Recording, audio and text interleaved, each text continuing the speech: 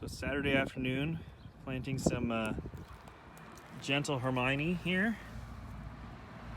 I've got one. We're gonna kind of fill out the planting space here with two more. Here they are over here. Here's gentle Hermione. Very nice David Austin blush pink.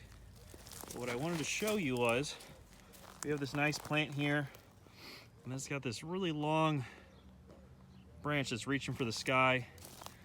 Gentle Hermione's leaves are kind of look like that. This one's got more pointy leaves. It's got a lot of powdery mildew on the tips here. Doesn't really look like the same plant. And if you follow that branch all the way down, you can see that it's coming out of the ground. Let's see if I can get way down here. You can see the trunk over there on the right. My other branch is coming out over here on the left. What we can do is we give that a yank. You can see, pull that out here, that that's actually attached to the root, to a root, and not to the above the graft. So this is a sucker.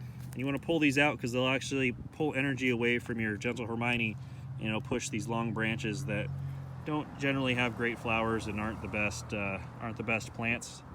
If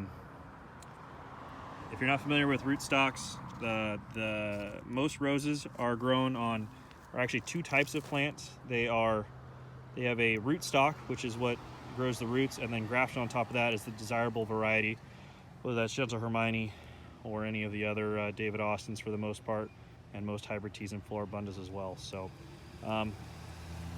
yeah, pull these out. You want to get down as deep as you can, not just clip them off at the soil surface.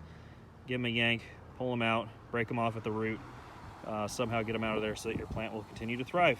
All right, I'm gonna get back to planting these other two and get them in the ground before it gets dark. Thanks for watching.